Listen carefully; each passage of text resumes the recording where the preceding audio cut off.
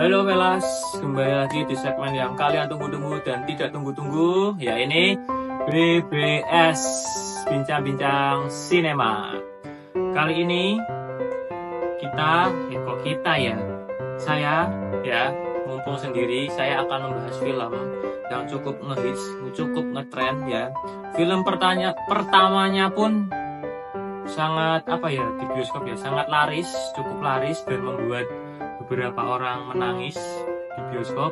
Dan film keduanya pun juga nggak kalah menarik ya, juga ada unsur-unsur yang membuat penonton itu menangis, ya ini Miracle in Number 7.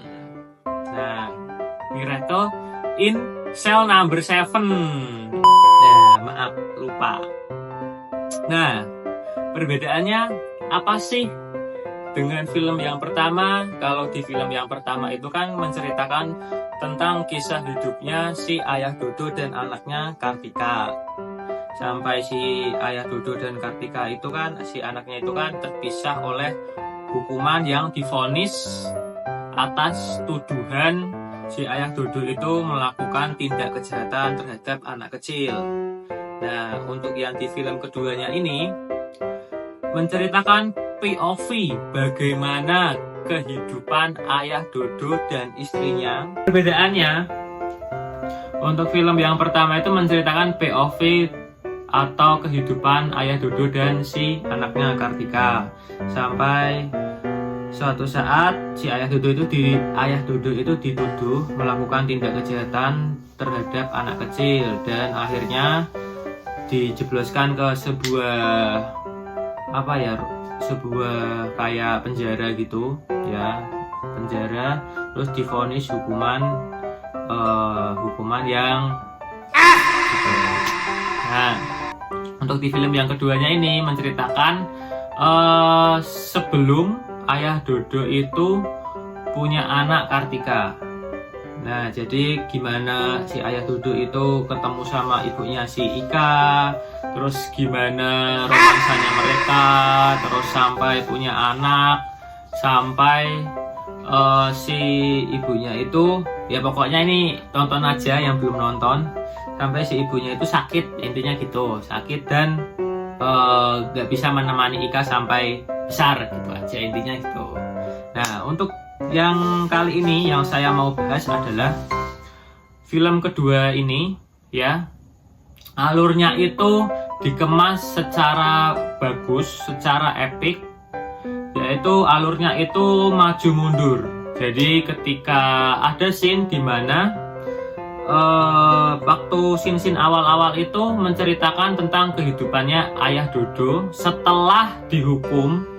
Jadi seperti scene pertama itu menceritakan Ika yang datang dengan kardusnya itu, dengan kardus seperti yang di film awal, diselundupkan lewat kardus ya. Ika mencoba menghibur napi-napi yang ada di situ. Nah, terus napi-napi yang ada di situ itu teringat bayangan seorang Ayah Dodo yang sempat menjadi teman sel mereka.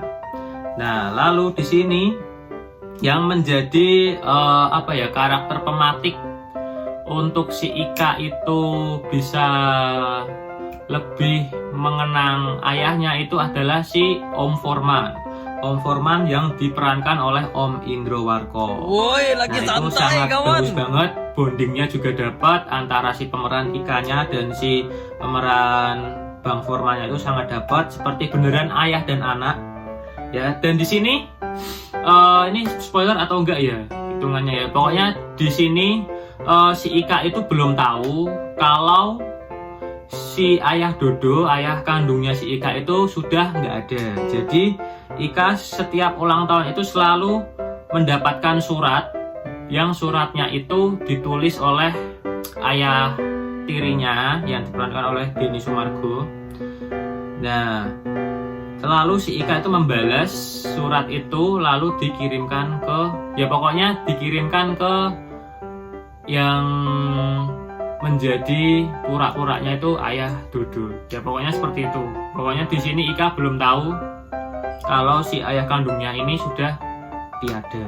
gitu. Jadi di sini ngena banget scene-scene awal itu kita diperlihatkan flashback gimana si ayah Dodol itu berinteraksi, gambar-gambar di dinding seperti yang di film pertama.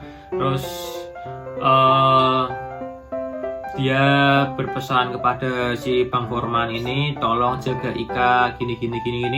Itu menurut saya ya pribadi waktu saya nonton itu cukup sedih sih, mengingat di film kedua ini kan si Ika kan belum tahu kalau si ayahnya itu udah nggak ada kan. Nah itu sih scene awal-awal yang membuat saya aduh kok belum apa-apa udah mau nangis terharu gitu kan. Nah lanjut scene yang tengah ya, lanjut ke adegan-adegan di pertengahan film itu sudah mulai puncak konfliknya udah ada ya. Si anak apa ya namanya, siapa sih saya lupa, si pejabatnya itu, pokoknya si anak pejabatnya itu yang menuduh ayah Dodo melakukan kejahatan itu tidak mau kalau Ika itu hidup bahagia. Jadi dia mempunyai adik yang bekerja di dinas sosial untuk menjemput Ika untuk dirawat di dinas sosial, padahal Ika tidak mau. Ika maunya itu dirawat oleh Pak Hendro atau siapa gitu nama tokohnya yang diperankan oleh Denny Sumargo itu. Nah di situ puncak konfliknya. Saya sempat gregetan sama si yang anak pejabat, yang si pejabat itu sih, dia selalu menghalalkan berbagai macam cara agar dendamnya itu terbalaskan gitu, agar si Ika itu tidak bahagia gitu. Nah pokoknya scene-scene tengah-tengah itu mulai konfliknya seperti itu. Lalu pas mau akhir-akhir saya dibuat terharu lagi ketika si Ika ini akhirnya memutuskan untuk tidak mau menjadi dokter, tapi dia mau menjadi pengacara. Nah di film yang pertama kan kita taunya Ika udah jadi pengacara dan Ika mau mencoba membersihkan nama almarhum bapaknya. Nah di sini yang di film kedua ini kita tahu bahwa alasannya Ika menjadi pengacara itu untuk apa, tujuannya itu kita dijabarkan di film kedua ini. Pokoknya kalian yang belum nonton wajib nonton. Pokoknya itu film recommended banget buat kalian tonton. 1 dan 2 itu harus wajib kalian tonton. Story-nya juga bagus, enak banget. Maksudnya tipikal film keluarga lah. Bagus banget, scoringnya juga tipikal film keluarga gitu. Terus setiap scene-nya itu scoringnya itu juga membuat suasana penonton itu campur aduk. Terus untuk pemerannya udah perfect banget, udah gak ada yang miss yang minor itu. Skor dari film ini saya kasih nilai 9/10.